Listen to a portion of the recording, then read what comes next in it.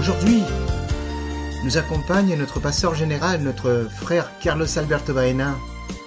Nous allons donner l'introduction à notre bien-aimée sœur Maria Luisa. C'est une grande bénédiction de l'avoir parmi nous et que Dieu bénisse toute l'Amérique centrale et ainsi que ce beau pays, le Costa Rica.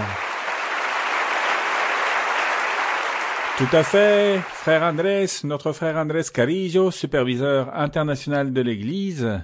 Ici, tous les deux, nous allons faire cette introduction. Nous vous saluons de tout notre cœur. Il y a un frère qui, ces jours-ci, a eu un rêve. Avant que nous soyons ici, à cette réunion, et il a rêvé qu'il marchait à travers le Costa Rica et qu'il voyait beaucoup d'édifices, des immeubles très beaux, et il voyait même un édifice qui était d'une organisation mondiale et qui était une œuvre architecturale très belle, mais il disait non, je dois continuer mon chemin parce que ceci n'arrive pas même à la cheville de là où je vais. Et il a donc continué à cheminer et le bout de son chemin était ici, à l'étude biblique. Gloire au nom de notre Seigneur.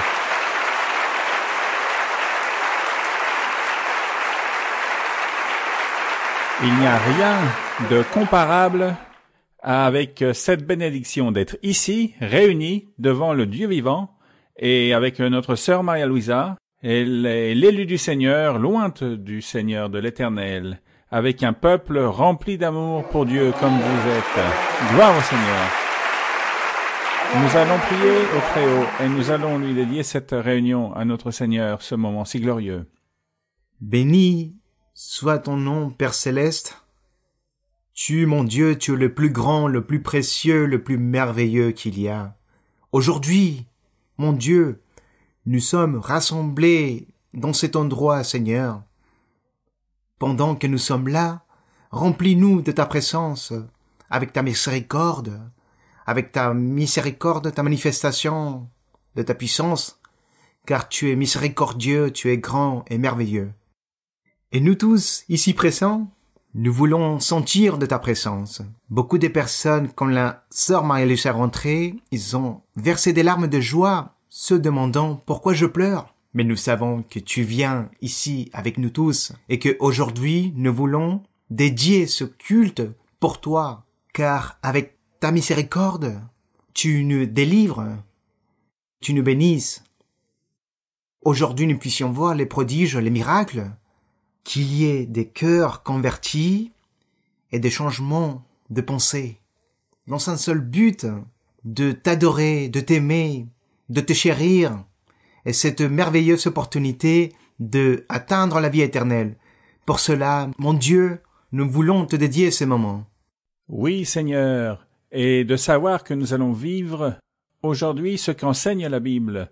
Dans la première épître aux Corinthiens 14, où la Bible dit que quand l'apôtre Paul arrivait aux églises, il disait que il n'allait pas se présenter juste à parler en langue. Il allait se présenter aux églises avec la révélation. Et c'est ce que nous allons vivre aujourd'hui, Seigneur, parce que notre sœur Maria Luisa est venue avec la révélation au Costa Rica et en Amérique centrale. Gloire au Seigneur. Aussi, notre sœur est venue, tel l'apôtre Paul qui enseignait, elle est venue avec la doctrine « Béni soit le nom de notre Seigneur ». Et notre sœur est aussi venue avec la connaissance. Alléluia. Notre sœur est venue aujourd'hui avec le pouvoir de Dieu et le soutien du Très-Haut, avec l'appel du Dieu Tout-Puissant pour que le peuple de Dieu et toutes les nations soient bénis. Et le Seigneur se meut parmi tout ce qu'il a promis depuis le début quand il a mis de côté pour son service. Alléluia, gloire au Seigneur. Quel orgueil, Seigneur. Nous t'aimons, nous nous sentons fiers de l'Église. Nous nous sentons fiers de toi, Seigneur. Gloire à toi, Seigneur, parce que nous ne sommes rien, ni nous faisons rien pour toi, pour vivre et jouir de ce que tu nous permets.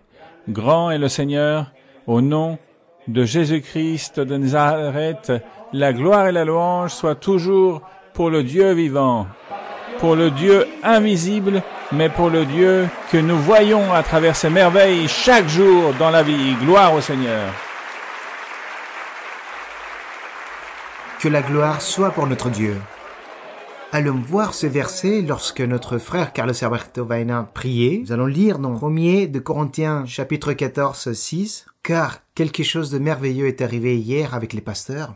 Sachez qu'hier il y eut une réunion où beaucoup de pasteurs ont été invités, comme ceux d'ici, de l'Amérique centrale, du Panama, du Salvador, du Guatemala, de Nicaragua. Et il s'est passé quelque chose de merveilleux. Nous vivons ce que l'apôtre Paul annonçait dans le premier livre de Corinthiens, chapitre 14, verset 6. Et si nous lisons ensemble au bout de 3, 1, 2, 3. Et maintenant, frères, de quelle utilité vous serais-je si je venais à vous parlant en langue et si je ne vous parlais pas en révélation ou par connaissance ou par prophétie ou par doctrine, gloire au nom de notre Seigneur. Nous avons tout ici, et c'est ce que nous vivons ici à l'Église. Nous l'avons vécu hier, comme le disait notre frère Andrés, notre sœur Marie-Louisa, durant Au moins pendant 4 heures. Pratiquement 4 heures à donner de la révélation, comme une prophétesse. Dieu l'a remplie de son Esprit Saint et elle agit comme une prophétesse du Seigneur, et à tous les pasteurs, elle a enseigné ce que le Saint-Esprit mettait dans sa bouche. C'était comme un rêve, mes frères, c'était le ciel, gloire au Seigneur. Et nous avons ici notre sœur qui va nous enseigner de telle sorte que, quand vous l'écoutez, presque toujours c'est le Saint-Esprit qui est dans sa bouche, qui parle, et c'est son ministère de prophétesse. Louange au nom du Seigneur. Gloire à Dieu. Vous pouvez vous asseoir. J'ai envie, frère Andrés, de dire aux frères et sœurs, j'ai ça sur le bout des lèvres. Je ne peux pas me contenir, mais où est l'église du véritable du Seigneur? Montrez-moi l'église du Seigneur, où est-elle? Montrez-moi l'église. Où est l'église? Il doit y avoir des langues.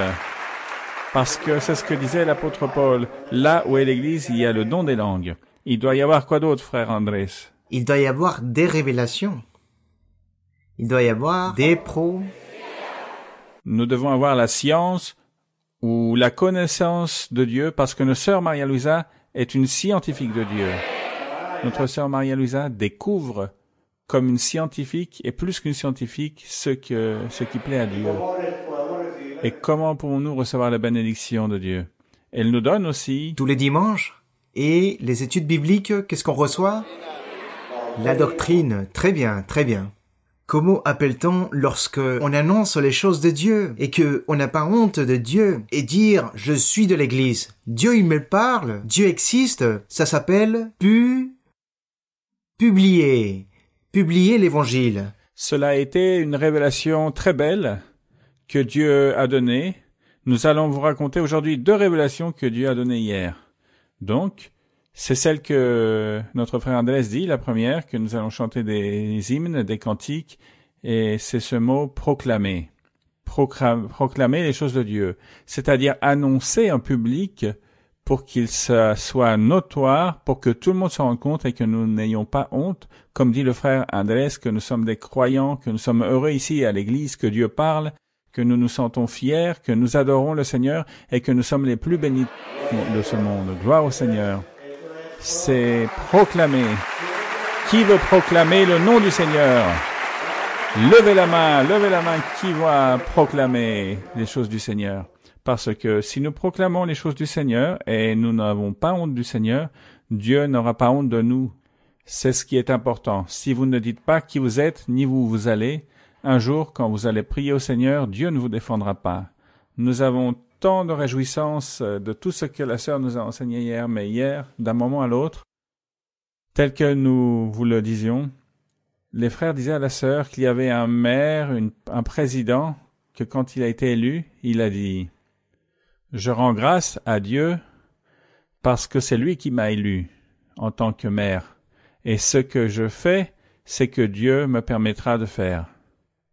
Ce que je réussirai, c'est ce que Dieu me permettra de faire. » Quelqu'un a raconté cela à notre sœur Maria-Louisa, elle a dit « C'est beau, il ne vient pas à l'église, mais Dieu va le bénir parce qu'il proclame le Seigneur. » Imaginez-vous cette parole si belle. Disons à notre sœur Maria-Louisa, excusez-moi, le don de la sœur est si beau que très souvent elle dit des mots et ensuite elle cherche dans le dictionnaire. Parce que cette parole, c'est Dieu qui me l'a inspirée, donc c'est une parole profonde, un mot profond. Donc nous cherchons tous ce que signifie proclamer. Et la sœur a dit, tous les frères, tous les fils de Dieu doivent proclamer le Seigneur pour que les gens exaltent le nom du Seigneur, gloire au nom du Seigneur. C'est ce que nous devons faire. Première révélation.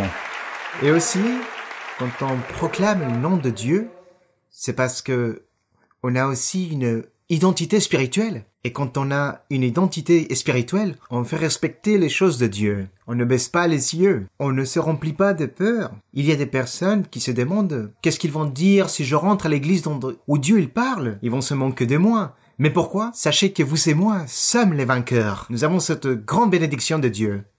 Avec l'enseignement et tout, il faut proclamer le Seigneur. On ne peut pas cacher.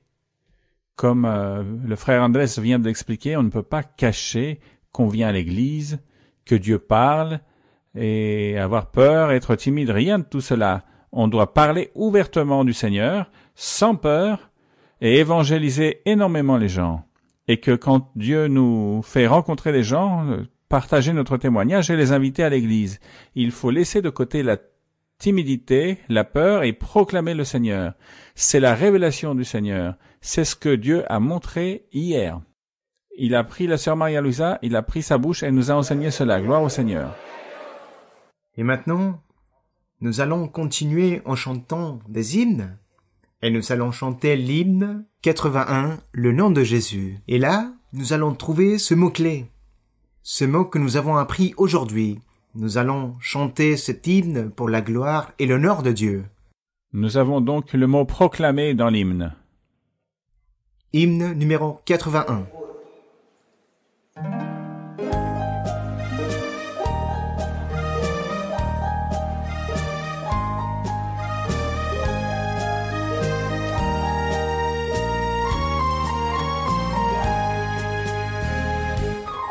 Tan dulce el nombre de Jesús, sus bellas notas al cantar, que mi alma llena al proclamar el nombre de Jesús. Cristo, oh qué dulce es, Cristo para siempre es, Cristo yo te aclamaré, por siempre, oh mi Cristo.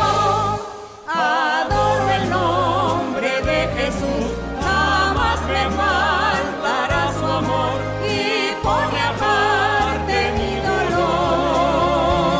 El nombre de Jesús, Cristo, oh qué dulce es, Cristo para siempre es, Cristo yo te aclamaré, por siempre, oh mi Cristo. Tan puro el nombre de Jesús que mi pesar pudo quitar y grata paz a mi alma dar. El nombre de Jesús, Cristo, oh qué dulce es, Cristo para siempre es, Cristo yo te aclamaré, por siempre, oh mi Cristo. El dulce nombre de Jesús por siempre quiero alabar y todos deben ensalzar. El nombre de Jesús, Cristo, oh qué dulce es, Cristo para siempre es, Cristo yo te aclamaré, por siempre, oh mi Cristo.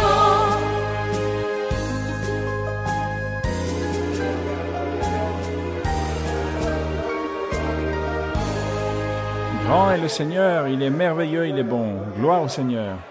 Hier, il y a eu une seconde révélation que Dieu a donnée à travers notre sœur Maria-Louisa, frère Andrés. C'est ce livre merveilleux. Combien d'entre vous l'ont lu? Levez la main.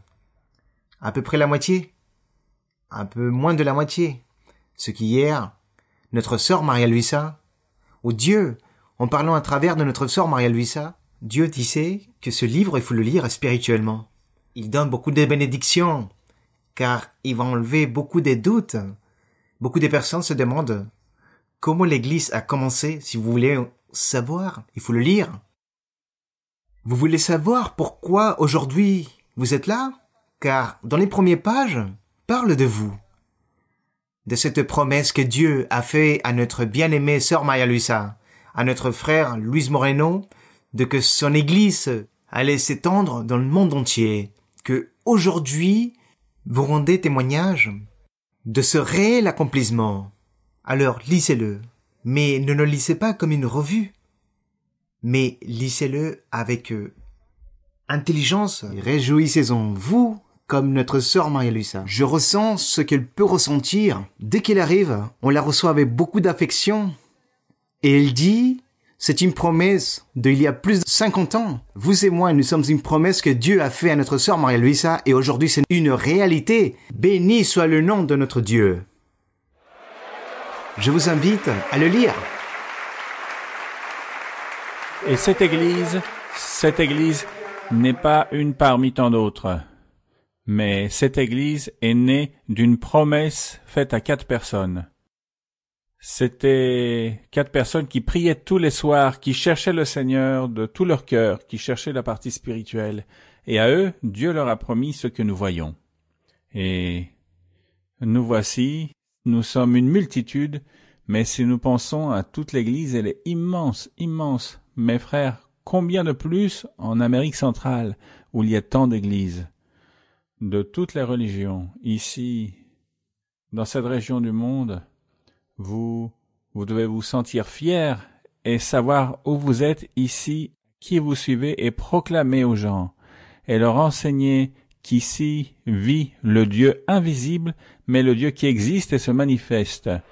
Et le Dieu qui accomplit ses promesses, comme il accomplit ce que nous voyons aujourd'hui. Frères et sœurs, Dieu va bénir tous ceux qui lisent le livre Expérience, et pas le lire une seule fois, mais plusieurs fois, parce que ce livre vit et s'accomplit. Gloire au nom du Seigneur. Béni soit notre Dieu. Et tout ce qui provient de Dieu, c'est merveilleux. Dieu nous a enseigné toujours à proclamer son nom. Et je vais vous donner un exemple, et vous allez me dire si cela est vrai ou pas. Quand nous sommes dans le culte d'enseignement, on chante des hymnes, où on loue Dieu, on chante des cantiques, ensuite la parole est prêchée, et après, que se passe-t-il? Arrive ce passage des témoignages de ce que Dieu m'a promis et Dieu m'a accompli. Et là, nous sommes en train de proclamer. Comme dit notre frère aussi, quand vous dites à vos proches, à vos amis, vous leur dites que vous assistez à une église où Dieu parle, qu'est-ce que vous faites à ce moment-là? Vous êtes en train de donner la gloire à Dieu. Parce que il vous a donné un travail, parce qu'il vous a guéri, parce qu'il vous a donné un époux ou une épouse. Et vous donnez la gloire à qui? À Dieu. Vous proclamez le nom du Seigneur. Car vos proches et vos amis vous écoutent. Car il y a des personnes qui donnent la gloire à son propre ego. Et moi, je peux faire ça parce que moi, je suis très intelligent. Parce que moi, je peux le faire. Nous, les fils de Dieu, nous donnons la gloire toujours à qui? Et ça, c'est proclamer le nom du Seigneur. Et j'ajouterai une seule chose, le frère Andrés l'a dit, quand nous louons le Seigneur, quand on loue de manière timide, on ne proclame pas le Seigneur. Quand on ouvre la bouche à peine, on ne proclame pas. Mais quand on loue Dieu avec joie, sans timidité, sans peur, avec joie, on proclame le nom du Seigneur. Gloire au Seigneur. Et quand nous chantons, comme nous allons chanter maintenant, nous allons proclamer le nom du Seigneur. Et nous allons le faire. Nous allons nous mettre debout avec le cantique 60. La gloire ici est pour qui? Pour qui? Chantons ce cantique numéro 60. La gloire est pour lui. Merci Seigneur. Gloire au Seigneur. Gloire à Dieu. Nous t'aimons, nous t'adorons. Quelle bénédiction si grande Seigneur. Nous te donnons la louange. Nous t'adorons Seigneur.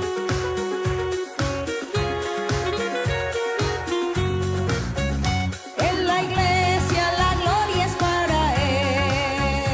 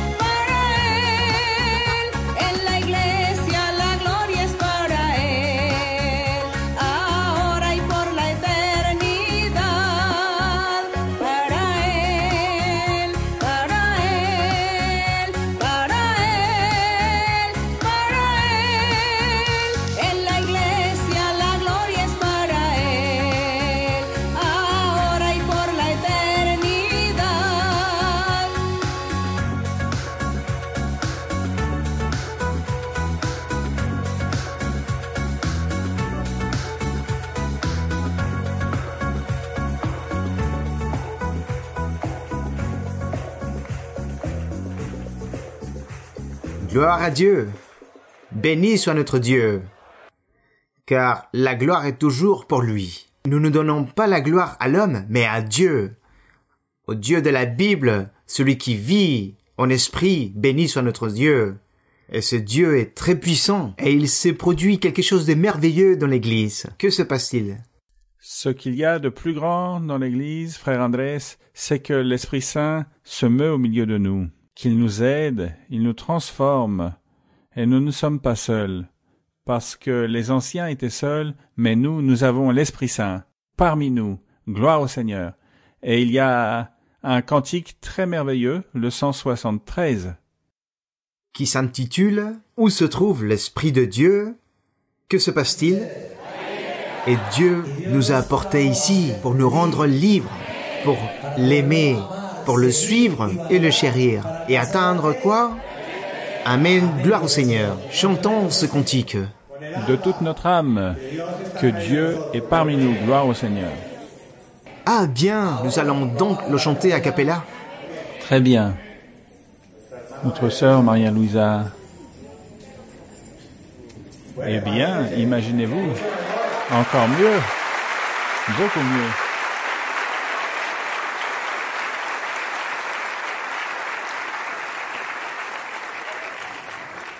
Donde mora el Espíritu de Dios, hay libertad, hay libertad.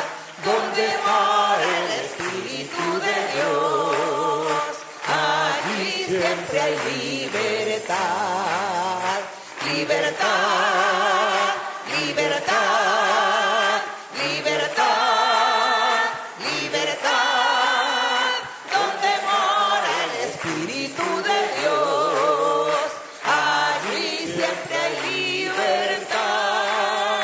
Donde mora el Espíritu de Dios, hay libertad, hay gozo y paz. Donde está el Espíritu de Dios, allí siempre hay gozo y paz. Gozo y paz, gozo y paz, gozo y paz, gozo y paz. Donde está el Espíritu de Dios, allí siempre hay gozo y paz. Donde está el Espíritu de Dios, hay libertad, hay libertad.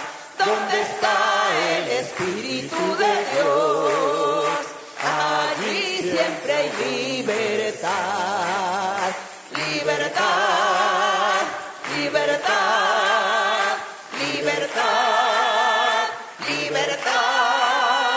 Donde está el Espíritu de Dios, allí siempre hay libertad.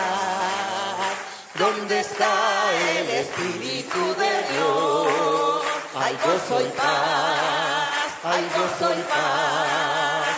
Donde está el Espíritu de Dios, allí siempre hay gozo y paz, gozo y paz, gozo y paz, gozo y paz, gozo y paz. Donde está el Espíritu de Dios, allí siempre hay gozo y paz. Gloire à Dieu. Béni soit notre Dieu. Et avant de céder la place à notre sœur, excusez-moi, sœur Maria-Luisa, mais je vais raconter un témoignage. Cela a à voir avec vous. La sœur n'aime pas cela, mais je veux que ce moment soit chéri. Il y a 15 jours, j'ai reçu un témoignage de Vienne, en Autriche. Pour vous en faire un résumé, il y a un croyant qui est arrivé à l'église, car il a eu un accident dans sa voiture. Il a perdu son... Il a dû se faire opérer d'urgence. Ils l'ont retiré son rein. Et il est donc resté avec un seul rein et il s'est attristé. Un proche lui invita à l'église et la promesse de Dieu, c'était qu'il allait lui redonner cet organe. Quand il a écouté la prophétie, il a cru que quelqu'un allait lui donner un rein. 6 mois après, il a fait une échographie et son 2e rein réapparut. Gloire à Dieu. Mais lui, il a entendu, il a écouté que quelqu'un lui disait, si Dieu a été capable de faire cela, a entendu quelqu'un qui a témoigné, qui racontait, qui demandait à Dieu une expérience spirituelle, une expérience. Il a commencé à prier, à clamer Dieu. Il lui a dit, Dieu, est-ce que tu connais mon plus grand souhait? Toi qui es le Dieu puissant, celui qui m'a redonné le rein. Je veux te dire ce que je veux vraiment. Je voudrais vivre dans l'époque de notre Seigneur Jésus-Christ. Je voudrais en faire partie de ses apôtres. Et il dit qu'il a prié, il a clamé à Dieu et que le soir, Dieu dans un rêve lui a apparu. Il lui a dit, mon fils, et pourquoi tu veux vivre dans cette ancienne époque? Il lui a dit, mais mon Dieu, c'est une grande bénédiction de entendre l'enseignement de la bouche de Jésus-Christ. Et Dieu lui a dit, pas besoin, car tu as déjà Maria-Luisa. Puis il lui dit, mais Seigneur, je voudrais aussi les merveilles que Jésus-Christ a fait. Et Dieu lui répond, mais pour cela, tu as Maria-Luisa. Et finalement, on lui dit, mais Seigneur, la vérité, ce que je souhaite de plus, ce que je veux vraiment, c'est que le Seigneur Jésus-Christ me prenne dans ses bras. Et cela s'est passé un samedi, comme la pandémie a commencé. Il a dit, le lendemain dimanche, notre sœur Maria-Luisa, dans la transmission, celle que nous avons tous regardée, qu'est-ce que notre sœur Maria-Luisa a commencé à dire? Des bisous pour les enfants et toutes mes chaleureuses salutations pour vous tous. Et le frère raconte que tous ses vœux ont été exaucés. Béni soit le nom de notre Dieu. Recevons donc notre bien-aimée sœur Maria-Luisa. Que Dieu vous bénisse.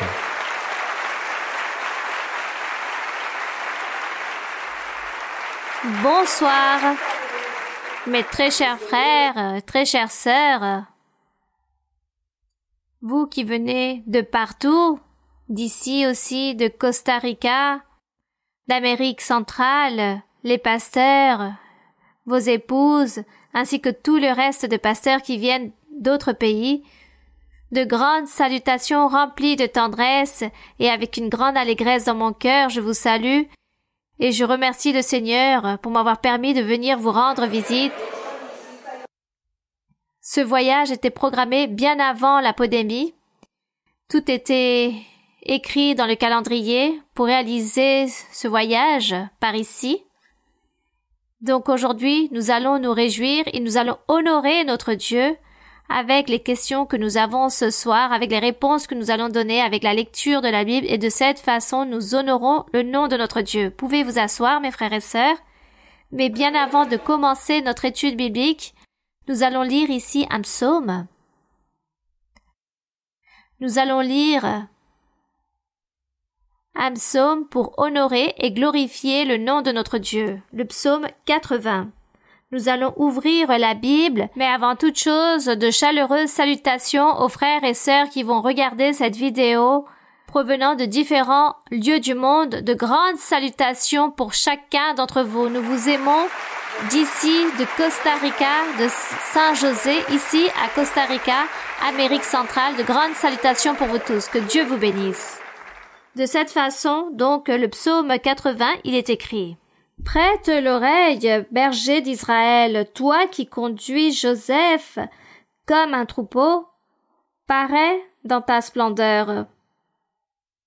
Toi qui es assis sur les chérubins, parais dans ta splendeur. Voici ce qu'il est écrit. Seigneur, dans ta splendeur, parais. Ce sont des paroles données par le Saint-Esprit à travers la bouche des chanteurs d'Israël. Le Saint-Esprit parlant à travers la bouche de certaines personnes. Et quelles paroles nous devrions aussi apprendre par cœur pour dire à notre Seigneur à travers nos prières. Lorsque nous sommes en train de prier ou louer le Seigneur, disons-lui, Seigneur, Tu es notre pasteur. Tu es notre berger. Tu nous parais comme les brebis. Toi qui es assis là-bas sur ton trône, au milieu des chérubins. Ta splendeur est là, à travers ta manifestation, manifeste-toi, oriente-moi, réprimande-moi, exhorte-moi, corrige-moi, conseille-moi. Ainsi doit être notre louange, notre prière devant le Seigneur. Et si nous disons toutes ces choses et de cette façon, Dieu nous écoute. Et Dieu immédiatement commence à agir dans nos vies. Verset 2, il est écrit: Devant Éphraïm, Benjamin et Manassé, réveille ta force et viens à notre secours. C'est comme si les tribus d'Israël étaient en train de supplier Dieu pour le salut. Verset suivant, il est écrit: Ô Dieu, relève-nous, fais briller ta face et nous serons sauvés. Parlant ici du restant du peuple, de ces réchappés que le Seigneur avait choisis depuis bien avant, son peuple d'Israël était là, mais Dieu avait choisi un restant du peuple, un groupe de personnes qu'il allait garder, protéger, car à travers ce groupe de personnes allait venir le Seigneur Jésus-Christ, le Messie, le Sauveur. C'est pourquoi ces réchappés parlent à Dieu. C'est pourquoi ces psaumes, il s'agit de prophéties données à travers de la bouche de ces chanteurs, mais c'était Dieu, étant ce haut-parleur de lui-même, de ce restant du peuple, mais aussi de nous aujourd'hui, car nous aussi nous venons de ce restant du peuple que Dieu avait gardé durant ce temps ancien et où Dieu parle, et Dieu est ce haut-parleur, il parle pour nous. Que la gloire soit pour notre Dieu. Ce sont ainsi les mystères que Dieu fait pour nous aider et pour nous bénir. Verset suivant. Éternel Dieu des armées, jusqu'à quand t'irriteras-tu contre la prière de ton peuple? Tu les nourris d'un pain de larmes, tu les abreuves de larmes à pleine mesure. Tu fais de nous un objet de discorde pour nos voisins et nos ennemis se raillent de nous. Ici, ce restant du peuple parle. Les croyants du Seigneur sont en train de parler toutes ces personnes qui ont été persécutées et qui continueront à être persécutées jusqu'au dernier jour de leur vie, jusqu'au jour où le Seigneur viendra sur la nuée pour emporter son Église. Ils seront persécutés, les fils du Seigneur. Mais qui va les persécuter? L'ennemi que nous avons. Mais comme nous aussi nous avons le Seigneur, il nous garde, il nous protège. Ainsi est notre lutte continuelle et ainsi est la bataille que tous les jours nous avons contre cet ennemi. C'est pourquoi à chaque fois que nous lisons ces psaumes, nous aussi ici, nous sommes inclus dans ces psaumes, dans ces versets. Car ces réchappés parlent à Dieu, ce restant du peuple, c'est nous aussi, les croyants en Jésus-Christ. Verset suivant. Dieu des armées, relève-nous. Fais briller ta face, et nous serons sauvés. Tu avais arraché de l'Égypte une vigne, tu as chassé les nations et tu l'as plantée. Lorsqu'il dit ici, Dieu, tu avais arraché de l'Égypte une vigne, il fait référence ici, lorsque le Seigneur a fait sortir le peuple d'Égypte à travers la main de Moïse, le peuple d'Israël. Puis il lui dit, tu as chassé les nations et tu l'as plantée. Tu as fait place devant elle. Elle a jeté des racines et rempli la terre. Les montagnes étaient couvertes de son ombre et les rameaux étaient comme des cèdres de Dieu. Elle étendait ses branches jusqu'à la mer et ses rejetons jusqu'aux feuilles. Verset suivant. Pourquoi as-tu rompu ces clôtures en sorte que tous les passants la dépouillent? Le sanglier de la forêt la ronge et les bêtes des champs en font leur pâture. Ici, il y a une question qui est posée. Pourquoi? Ils méprisent ta parole. Pourquoi y a-t-il des injures sur ta parole, sur tous tes faits, sur tous tes serviteurs qui proclament le Seigneur et toutes ces personnes non croyantes tous ces ennemis que le diable établit pour réaliser la méchanceté sont contre cette parole qui se prêche, qui s'enseigne. Anciennement, cela s'est produit lorsqu'au début, lorsque l'évangile du Seigneur Jésus-Christ a commencé à être péché, le Seigneur a eu beaucoup de persécuteurs, beaucoup de personnes qui réalisaient des injures, des calomnies au Seigneur et méprisaient, rejetaient l'enseignement, la parole, tout ce que le Seigneur enseignait. Et c'est pourquoi ici il y a cette question. Pourquoi permets-tu que le sanglier vienne ronger ce que tu es en train de faire, comme lorsque le Seigneur Jésus-Christ venait, prêchait, parlait et disait à ses disciples: faites attention, on ne peut pas donner de bonnes choses aux sangliers, car ils vont tout ronger.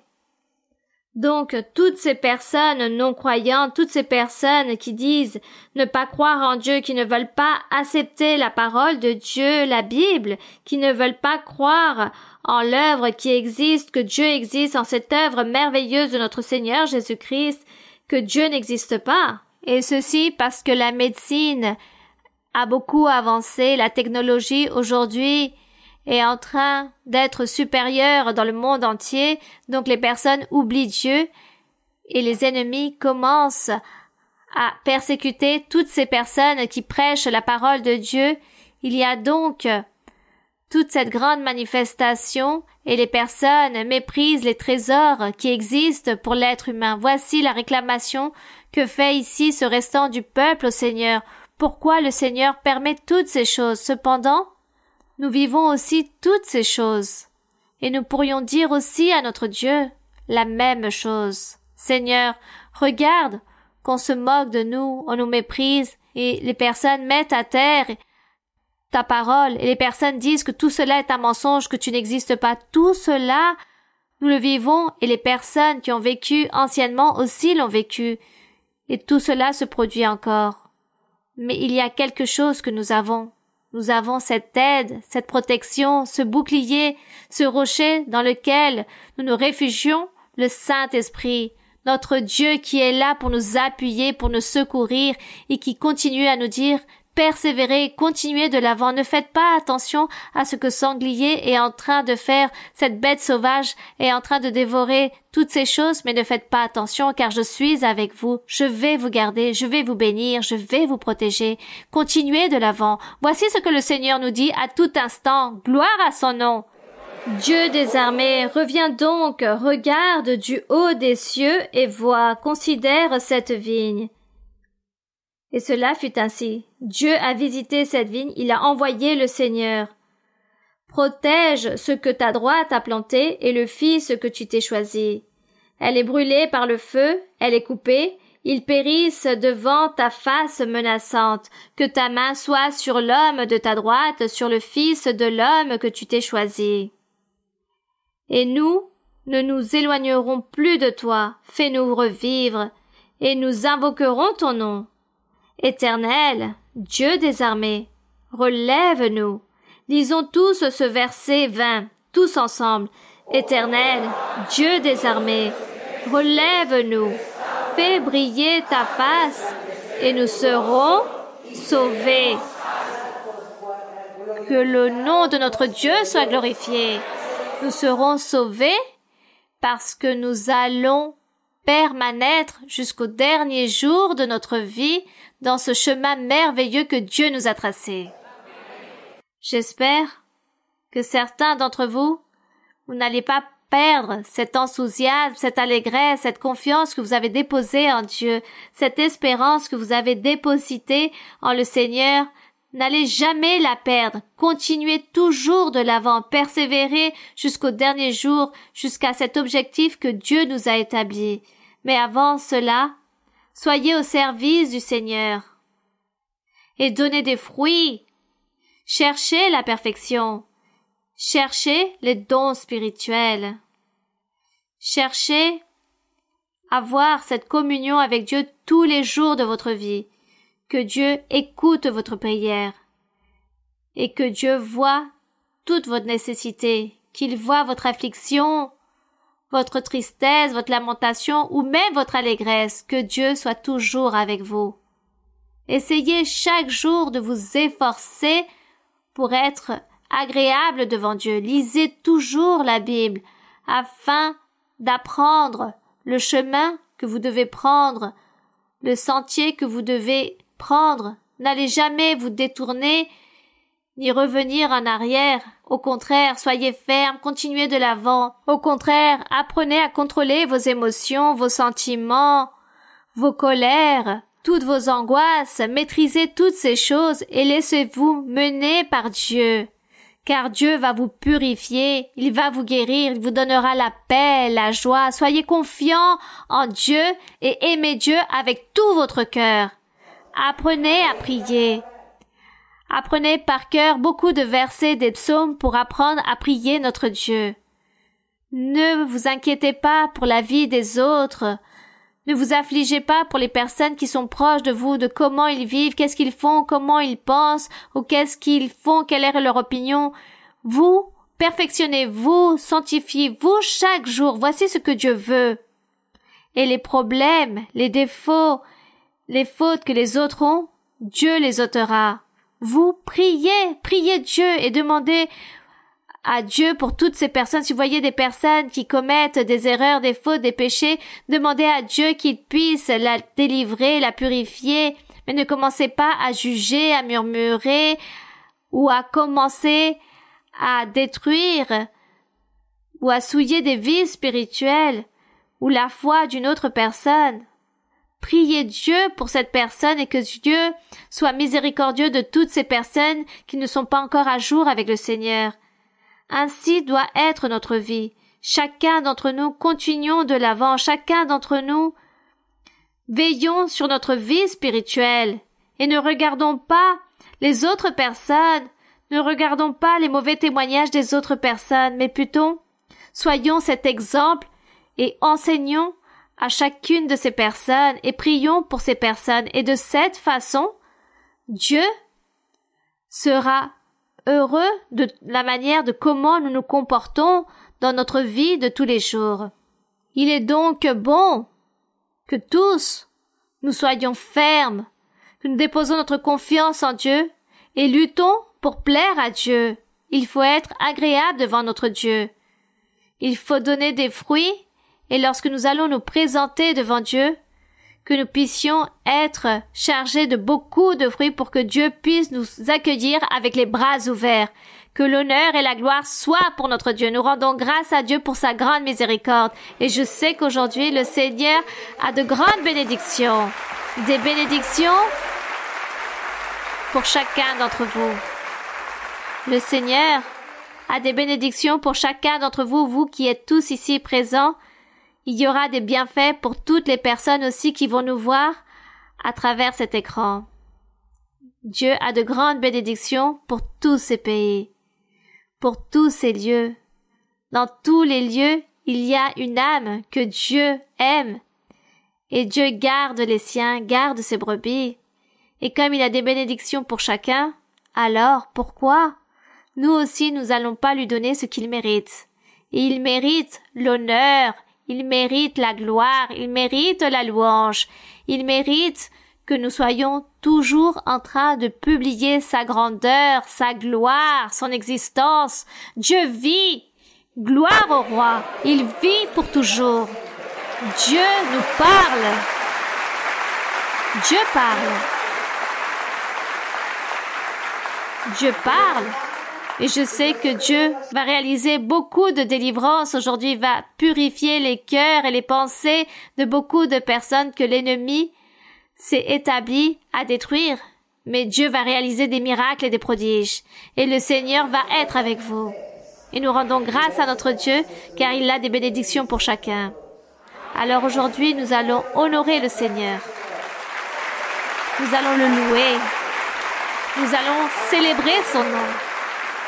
Et disons au Seigneur, chantons ce cantique qui s'intitule « Je viens te dire ». Un cantique, je m'en souviens plus du numéro, le 159 qui s'intitule « Je viens te dire que je t'aime ». Je viens pour te dire, Seigneur, que tu es de ce qu'il y a de plus grand.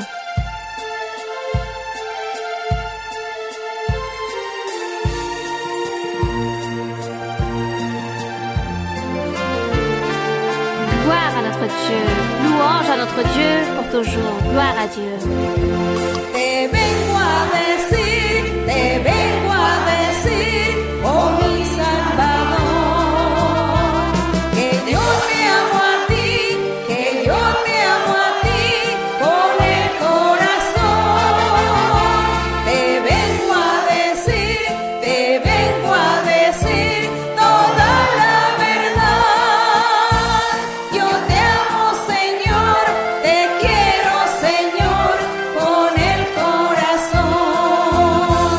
Yo quiero cantar de gozo y de paz. Yo quiero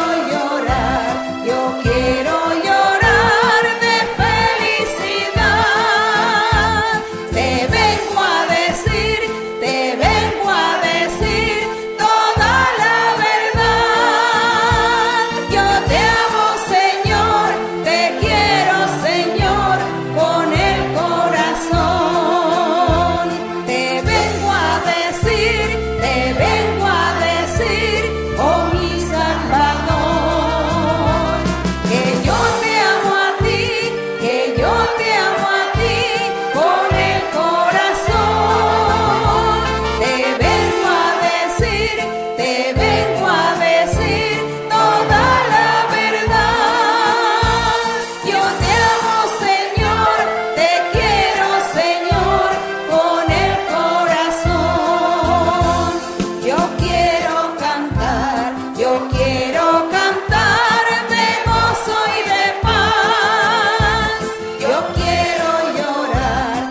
quiero llorar de felicidad. Te vengo a decir toda la verdad. Yo te amo, Señor, te quiero, Señor, con el corazón. Gloire au Tout-Puissant. Que son nom soit loué, que son nom soit glorifié. Vous pouvez vous asseoir, mes très chers frères et très chères sœurs, et maintenant nous allons donc commencer avec les questions de ce jour.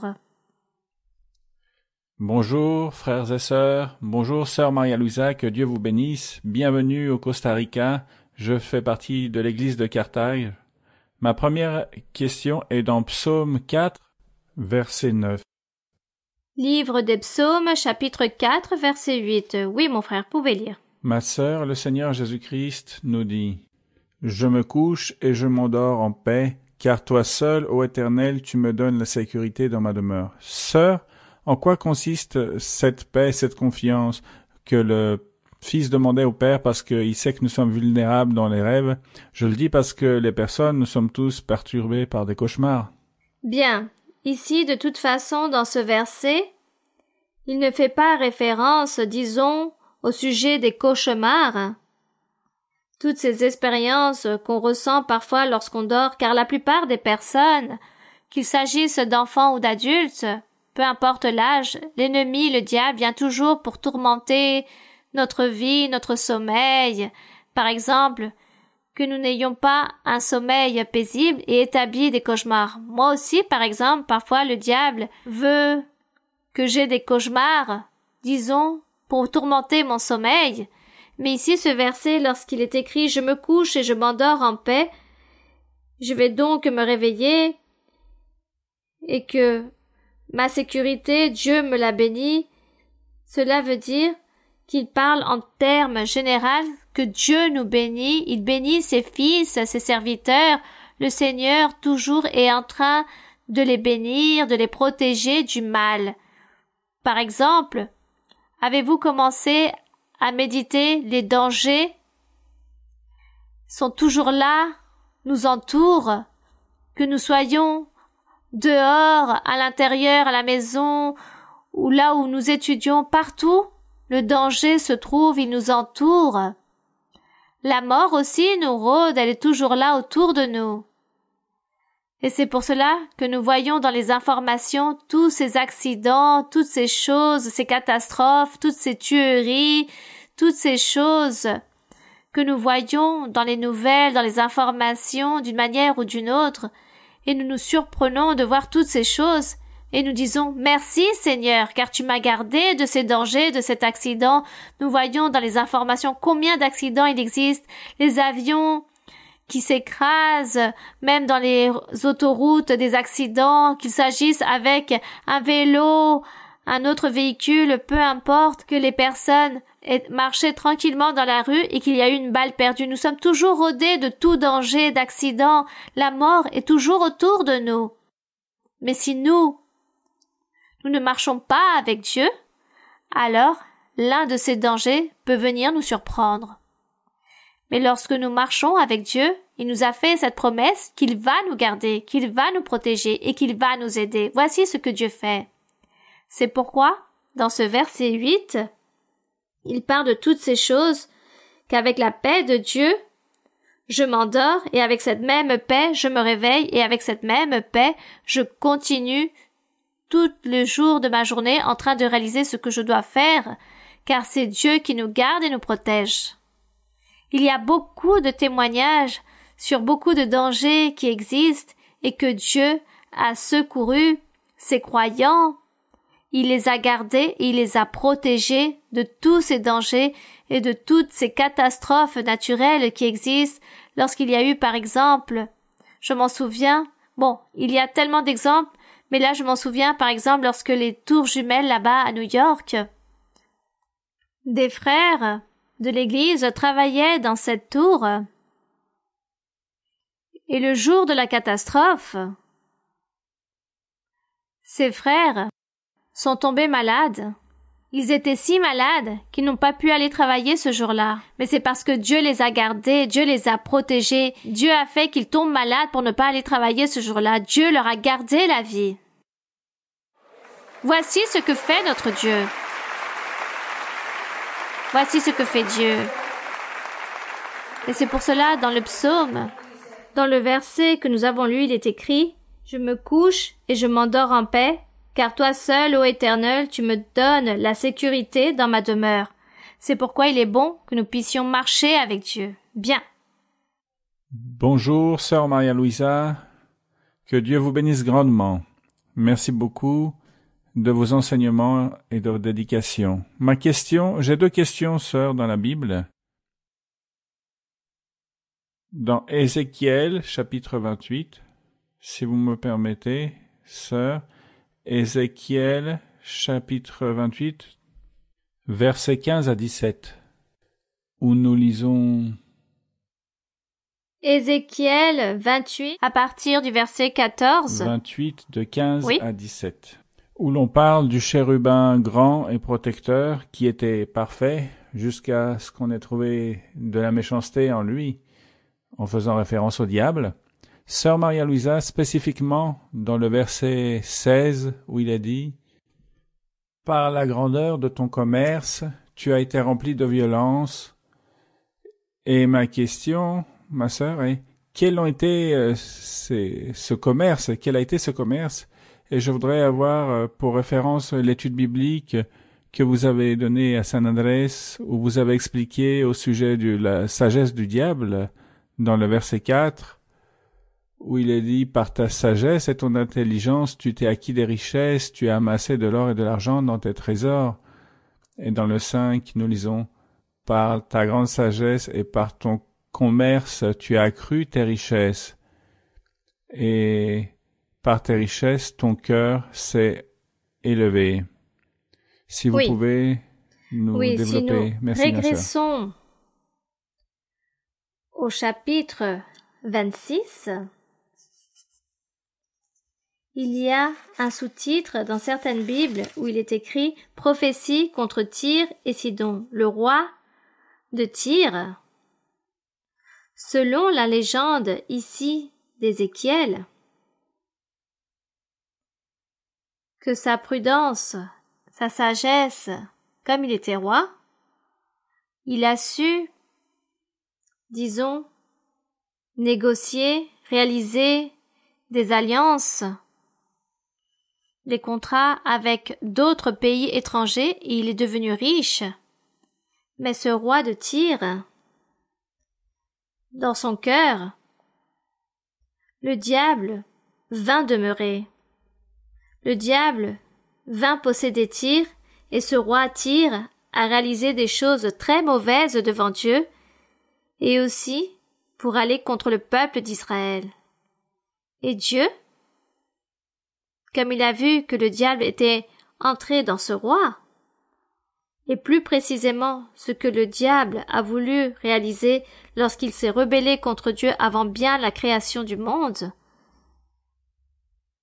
à ce roi Tyr, beaucoup de choses similaires se sont produites.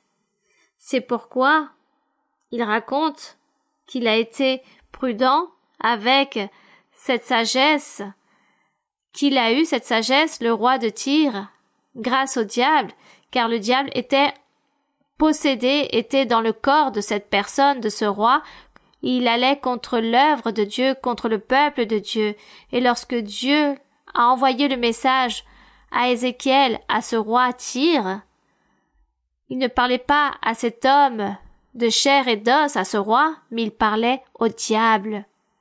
Il se dirigeait au diable, car ce qui lui est arrivé au début au diable, comme c'était à ce roi Tyr, de la même façon il lui est arrivé. C'est pourquoi il parle d'alliance, de contrat, car il avait beaucoup de talent, beaucoup de sagesse. Et dans la Bible, lorsqu'il était à l'Éden, lorsque Dieu l'a créé, il l'a créé si parfait, de telle façon qu'il a voulu imiter Dieu.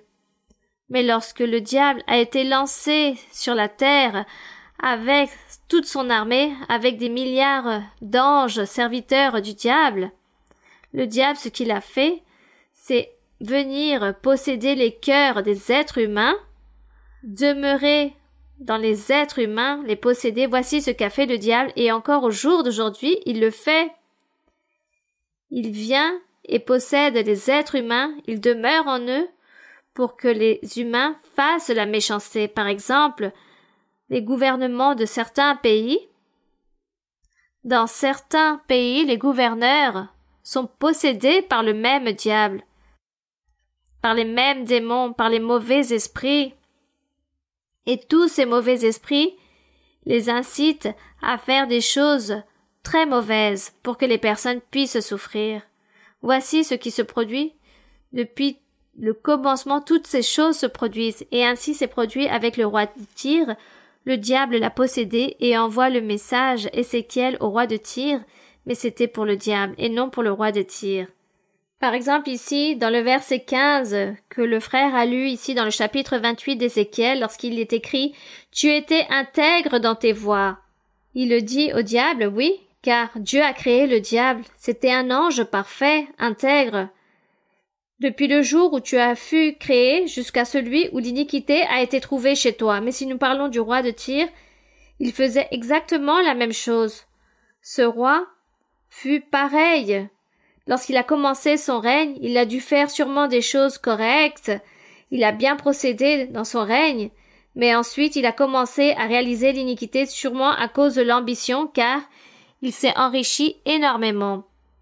Donc, à cause de toute sa grandeur, de son commerce, il fut rempli de violence et de péché. Le diable a agi ainsi, et ainsi le roi de Tyr.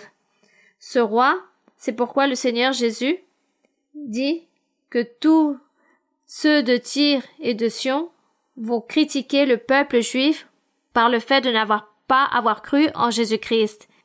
Car aux autres personnes, un jour on leur a prêché l'évangile et ces personnes ont cru. Quelque part, il y a un passage où Dieu raconte cela. Donc, je ne sais pas si le frère a posé une question spécifique à ce sujet, car ici, Dieu fait référence au diable. Il se dirige à lui. Car, certes, ce roi de Tyr faisait exactement la même chose, comme le diable avait fait les choses auparavant. C'est pourquoi Dieu envoie ce message à Ézéchiel pour qu'il puisse parler au diable en disant « Tu réalises tant d'iniquité, tant de méchanceté, juste en entrant dans la vie d'une personne et tu fais que cette personne réalise la méchanceté devant moi. » Le Seigneur disait toujours cela au diable. Amen, Oui. sœur. Tout est très clair. Merci beaucoup. Oui, bien, continuons. J'ai une Oui, autre mon frère. question, ma sœur, dans l'Évangile de Jean, chapitre 3, verset 34. Jean 3, verset 34, où il est dit. Oui. Je peux lire, ma sœur? 3,34. Oui. Car celui que Dieu a envoyé dit les paroles de Dieu, parce que Dieu ne lui donne pas l'esprit avec mesure. Et ma question est là. Qu'est-ce que cela veut dire quand Dieu ne lui donne pas l'esprit avec mesure? Merci, sœur, Bien. pour votre réponse et que Dieu vous bénisse. Merci, mon frère. Je vais lire dans le verset 31. Celui qui vient d'en haut est au-dessus de tout, c'est-à-dire le Sauveur, le Seigneur Jésus-Christ, il faisait référence ici à lui. Celui qui est de la terre, c'est-à-dire nous les êtres humains, est de la terre. Et il parle comme étant de la terre. Celui qui vient du ciel est au-dessus de tous, le Seigneur. Il rend témoignage de ce qu'il a vu et entendu, et personne ne reçoit son témoignage. Ici, il faisait référence qu'il est venu du ciel, il procédait du ciel, qu'il parlait, qu'il rendait témoignage par rapport à la vie éternelle au sujet du véritable évangile qui commençait par rapport à ce plan de salut que Dieu avait pour toute l'humanité, mais que personne ne voulait recevoir, accepter ou croire en ce témoignage, en ces paroles qu'il était en train d'enseigner. Puis il dit: celui qui a reçu son témoignage, celui qui croit en le Seigneur qui a cru, celui-ci certifie que Dieu est vrai, comme il se produit avec nous. Nous disons, c'est vrai que Dieu existe, car nous avons vécu des expériences avec lui. Parce que nous le sentons, parce que nous voyons les miracles, les prodiges qu'il réalise, parce que nous avons vu la transformation que Dieu réalise dans ma vie, il m'a transformé, il m'a changé, il m'a régénéré, je suis heureux, j'ai la paix, donc Dieu vit, je crois en le Seigneur Jésus-Christ, en ce message qu'il a prêché, j'y crois. Voici ce que cela veut dire. Donc celui qui a reçu son témoignage, verset 33, celui-ci certifie que Dieu est vrai, gloire au Seigneur. Car cela se produit en nous aussi. Car celui que Dieu a envoyé, c'est-à-dire le Seigneur Jésus, dit les paroles de Dieu. Donc on dit que Dieu dit toutes les paroles de Dieu, parce que Dieu ne lui donne pas l'esprit avec mesure.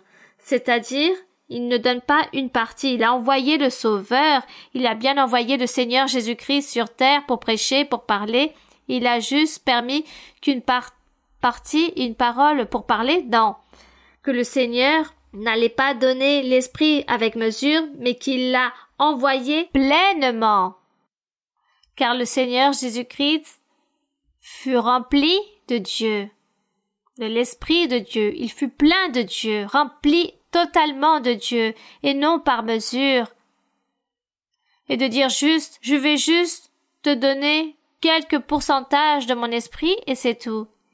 Il lui a donné pleinement son esprit, il l'a rempli pleinement. Voici ce que Jésus expliquait ici, qu'il n'envoyait pas Dieu l'esprit avec mesure, mais tout ce qu'il a vu et entendu du Père, voici ce qu'il enseignait aux hommes. Puis il est écrit, le Père aime le Fils et il a remis toutes choses entre ses mains.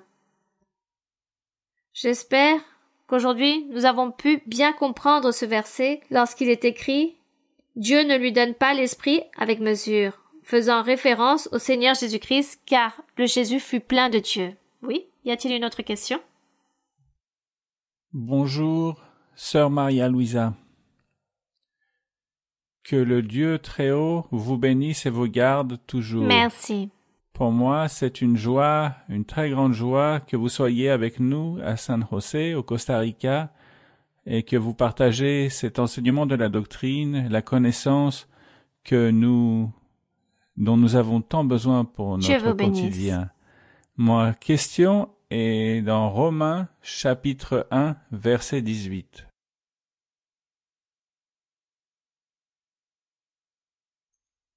Chapitre 1 de Romains, n'est-ce pas? Verset 18. Oui, mon frère, oui, allez-y.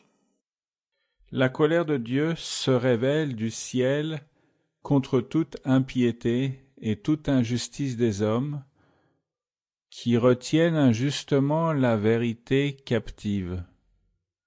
Je comprends, sœur Maria-Louisa, que, en principe, doctrinement, la vérité correspond à l'Évangile, à cet enseignement de sa parole véritable, de sa doctrine. Mais j'aimerais que vous puissiez nous développer comment ou dans quelle mesure et jusqu'où les hommes peuvent-ils arrêter cette vérité de Dieu avec leur injustice. Que Dieu vous bénisse. Verset 18. La colère de Dieu, ici dans le verset 17 ou plutôt 16, l'apôtre Paul met en évidence l'évangile du Seigneur, car il est écrit « Je n'ai point honte de l'évangile, c'est une puissance de Dieu pour le salut de quiconque croit, du juif premièrement, puis ensuite le reste des personnes. » Car ici il est écrit « puis du grec », c'était une manière de dire « après le juif, il y avait le reste des nations. Celui qui croit en le Seigneur, c'est-à-dire que ce salut, Dieu l'avait envoyé pour tous les hommes, pour toute l'humanité, il avait envoyé le salut, parce que en lui est révélée la justice de Dieu par la foi, c'est-à-dire en prêchant le Messie, le Sauveur, le Seigneur Jésus, et pour la foi, c'est-à-dire lorsque les personnes croient en le Seigneur et suivent son chemin, alors les personnes commencent à avoir cette foi qui est ferme parce que la personne suit le chemin de Dieu. Selon qu'il est écrit, le juste vivra par la foi, ce qui signifie le juste vivra par le fait de croire en le Seigneur Jésus-Christ en tant que Fils de Dieu, obtiendra la vie éternelle. Voici ce que cela signifie, le juste vivra par la foi. Car la colère de Dieu se révèle du ciel contre toute impiété et toute injustice. Des hommes qui retiennent injustement la vérité captive, la vérité de Dieu, car le Seigneur Jésus-Christ est apparu sur terre pour prêcher le plan du salut, pour prêcher l'évangile que Dieu voulait sauver l'humanité. Et personne ne lui a cru. Personne n'a cru au Seigneur. Tous se sont rebellés. Ils lui ont même voulu lui donner la mort. Ils l'ont donné la mort. Donc, ici, à partir du verset 18, l'apôtre commence à énumérer ou à raconter au sujet de cette injustice, de cette impiété des hommes de l'humanité depuis Adam. Depuis Adam, l'homme a commencé à pécher, s'éloignant du chemin de Dieu en voulant offenser Dieu et en voulant être injuste, en réalisant des choses incorrectes et surtout en étant désobéissant au mandat divin, à sa loi, à ses commandements. Et c'est pourquoi il est écrit que ce plan de salut que Dieu voulait offrir à tous, le Seigneur Jésus-Christ se présente et dit « Moi, je vais travailler pour ce plan pour convaincre beaucoup de personnes qui doivent croire et être confiants pour obtenir ce salut, la vie éternelle. » Et puisse ainsi s'accomplir ce verset d'Habakuk 2:4 où il est écrit « Le juste vivra par sa foi ». Donc, le juste, lorsqu'on lui prêchera l'évangile, croira en le Seigneur Jésus-Christ et vivra éternellement pour Dieu. Mais l'injustice de l'homme qui commence à énumérer tout ce que l'homme a fait depuis Adam, tous les péchés et toutes les choses mauvaises dans ce chapitre, il serait bon que vous puissiez aussi le lire plus tard, tout ce qu'a réalisé l'humanité depuis l'époque d'Adam. C'est pourquoi le Seigneur ici était très en colère contre toute l'humanité. Mais le Seigneur Jésus-Christ fut cet intermédiaire. Il s'est mis au milieu de tous pour dire au Père, ne châtie pas cette humanité, ne la détruis pas. Permets que je puisse la sauver, que je puisse sauver beaucoup de personnes. Voici ce que le Seigneur est en train de faire, ce qu'il fait aujourd'hui avec nous. Gloire à son nom. Donc, nous lui rendons grâce pour toutes ces choses. Bien, continuons de l'avant. Sœur Maria Luisa, les frères et les sœurs de Costa Rica vous saluent avec affection. Ma question, si vous me permettez, c'est au sujet du concept d'être profane et profaner la parole de Dieu. Ma question est au sujet d'être profane et mépriser la parole de Dieu, et aussi sur les conséquences de cela dans nos vies. Dieu avait dit « Bénis soient les droits d'aînesse » et Ésaü a profané la parole de Dieu car il a dit « Maudit soient les droits d'aînesse ». Il a vendu en échange d'un plat de nourriture. Et même s'il a pleuré afin de récupérer la bénédiction qu'il avait perdue, il a pleuré, il s'est repenti, mais Dieu ne l'a pas écouté. Sœur, aujourd'hui, Dieu nous fait des promesses et nous dit « Je te donnerai une bénédiction, soit sur le plan professionnel, soit sur le plan affectif, soit sur le plan spirituel. » Et Dieu accomplit les promesses. Et lorsque nous recevons ces promesses, nous nous plaignons. De quelle manière nous profanons la parole de Dieu lorsque nous faisons cela et jusqu'à quel point ces mots que nous disons pour médire, Dieu permet que ces mots s'accomplissent dans nos vies afin de nous punir. Bien. Aujourd'hui, nous profanons aussi la parole de Dieu à travers le péché, à travers la désobéissance. C'est de cette façon, dans l'exemple que vous avez lu, lorsque Ésaü a méprisé la bénédiction du premier-né, car Dieu avait dit « L'aîné serait béni dans chaque famille, et c'est celui-ci qui emporterait l'héritage, qu'il serait une grande bénédiction pour ce premier-né. » Et Ésaü, étant l'aîné, a méprisé sa progéniture, il a donc méprisé et jeté à terre la parole de Dieu en disant « À quoi bon me sert ce droit d'aînesse? Je vais donc le vendre. » Il a donc fait affaire avec son frère Jacob, et il lui a vendu son droit d'aînesse. Et en méprisant ce droit d'aînesse, il a mis à terre la parole de Dieu, et en faisant toutes ces choses, il a commis un péché. Et ce péché, c'est profané. Il a profané la parole de Dieu. Dieu avait dit que le droit d'aînesse est une bénédiction, et Ésaü a dit le droit d'aînesse est une malédiction. Il a donc profané la parole de Dieu. Aujourd'hui, avec le péché, nous aussi, nous profanons la parole de Dieu. Lorsque Dieu nous a dit, nous a fait des promesses, il nous a parlé, il a accompli des choses dans notre vie, et que nous marchons dans un chemin et ensuite nous régressons, nous revenons en arrière et nous recommettons le péché, alors nous sommes en train de profaner la parole de Dieu en mettant à terre ses promesses et le plan qu'il avait avec nous. De cette façon, vient ensuite la profanation. Que Dieu nous garde toutes ces choses. Mes très chers frères et très chères sœurs, merci beaucoup. Que Dieu vous bénisse. Car Dieu, lorsque vous allez rentrer chez vous, ces jours-ci, vous allez voir la bénédiction que Dieu vous a donnée.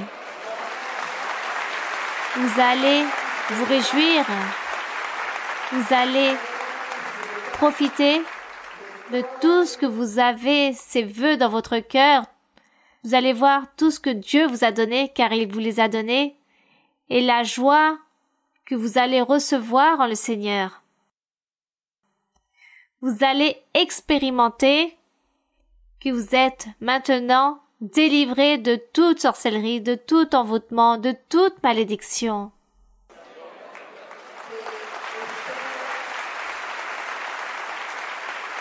Vous allez recevoir le Saint-Esprit, les dons spirituels. Vous allez avoir des expériences avec Dieu. Et vous allez être au service de Dieu avec tout votre cœur. L'Église va être bénie grandement dans ce lieu et bien encore. Car aujourd'hui, le Seigneur a envoyé de grandes pluies de bénédictions pour chacun d'entre vous.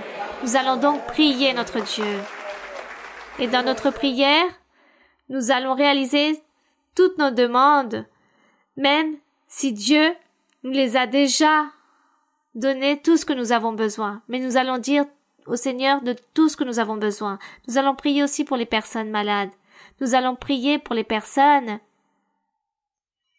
qui pensent souffrir ou être tourmentés de tout envoûtement, même si Dieu aujourd'hui vous a délivré de toutes ces choses, Dieu veut que vous parliez, que vous ouvrez votre bouche pour parler de tous vos besoins.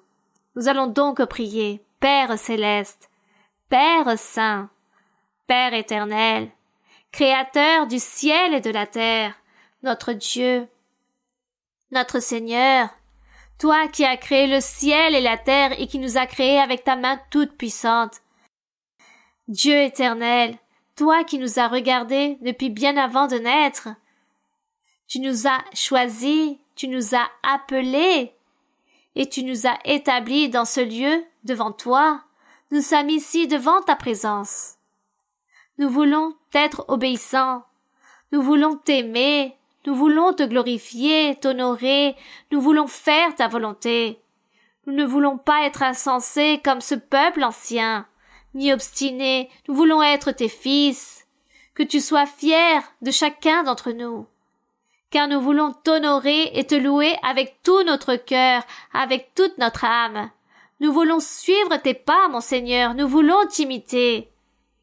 Continuer de l'avant, triompher dans notre vie spirituelle, car nous voulons te plaire en absolument tout, dans chaque pas que nous donnons dans notre vie.